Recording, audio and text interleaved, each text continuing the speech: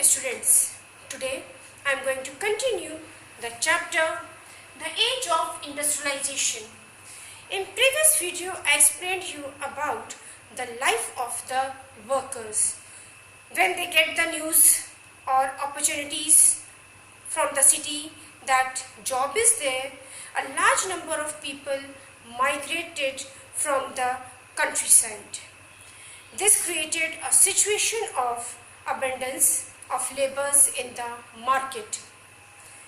Getting a job was depend on the new networks of friendships and relations in the factories. So all these problems they were facing during that time, but everyone has not connection. That's why they have to wait for weeks and spending nights under the bridges or in the night shelters or the night refugees. Now today I will explain you about industrialization in the colonies, that is the age of Indian textile. Earlier, India dominated the international market in terms of cotton and silk because of its fine varieties. It was exported through the mountain passes, deserts and ports like Surat, Machilipatnam and Hooghly. In this export, varieties of merchants and bankers were involved for financing production, carrying the goods and supplying to the exporters. The supply merchants gave advance to the weavers and carried the supply to the ports, where the brokers of the big shippers and export merchants negotiated the price with the supply merchants to buy it and export to other countries. All this network was controlled by Indian merchants, which started breaking down by the 1750s, when the Europeans companies assured variety of concessions for the local court and the monopoly right to trade. Due to the export from Surat and Hooghly declined, and thus the local bankers went bankrupt. But the new ports like Bombay and Calcutta grew as they were controlled by European countries and carried European ships. Now, what happened to the weavers? What happened to weavers? Even after the consolidation of the East India Company's power after 1760s, the company was willing to expand the textile exports from India because of the two reasons. First, the cotton industries had not yet expanded in Britain, and the second, great demand of the Indian fine textile in Europe. Earlier, due to the number of buyers of the cotton cloth in the Indian market, Britain found difficulties in supply, and also the supply merchants and the weavers could bargain and sell it to their best buyers. But after establishing political power in Bengal and Carnatic, and the monopoly right to trade, Britain developed system to control and eliminate the competition. The company took the direct control over the weavers through Gomasthas, who were paid servant appointed by the company to supervise weavers, collect supplies and check the quality of the cloth. The company also prevented the weavers from supplying the cloth to any other buyer. This prevention was done through the system of advances. The weavers were given loans to buy the raw materials and were made bound to supply the Gomasthas only.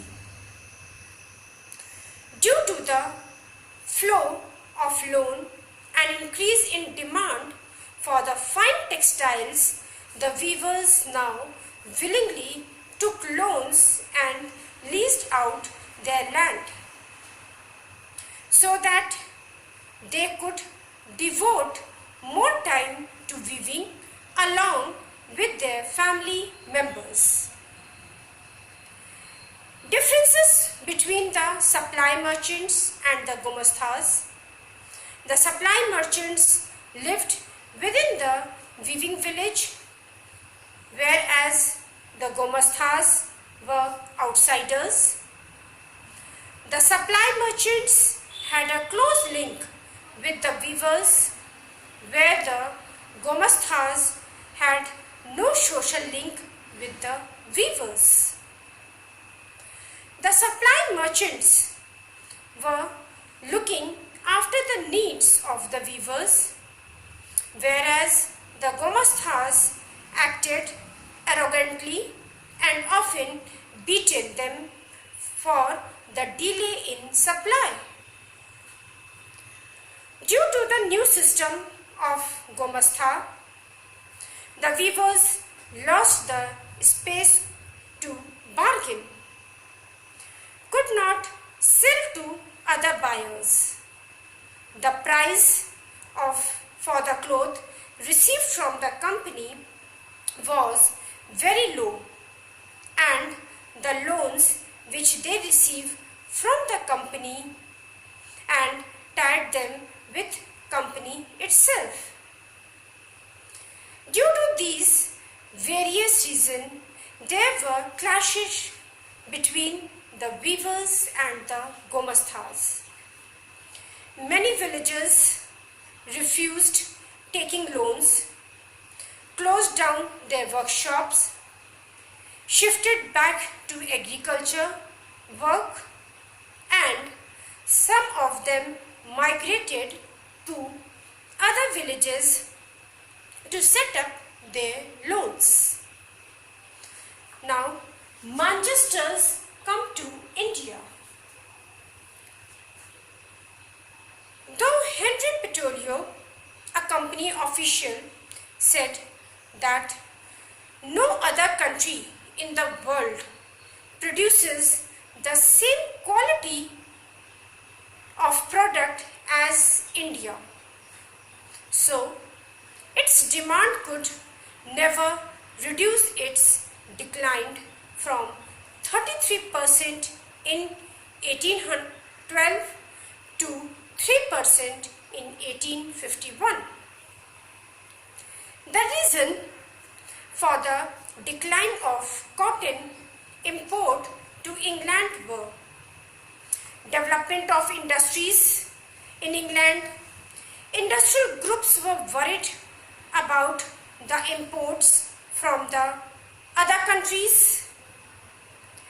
Import duties were imposed to eliminate the competition from the Manchester goods.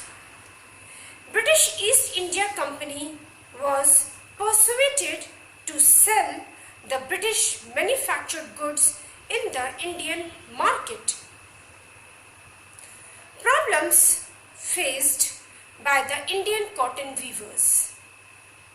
Export market collapsed, local market shrunk, Indian market flooded with Manchester's imports.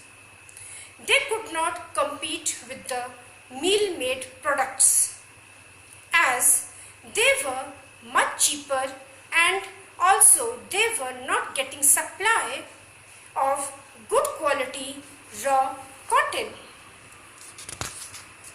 During the American Civil War, supply of raw cotton from US to Britain were out of. Therefore, the Indian raw cotton export increased and the prices shoot up. Due to this, the Indian cotton weavers were facing difficulty in supply of raw cotton, and also they had to buy raw cotton at very high prices. Another problem started with the weavers and the craftspeople in the end of the 19th century. When the factories started production in India and the market became flooded with the machines good.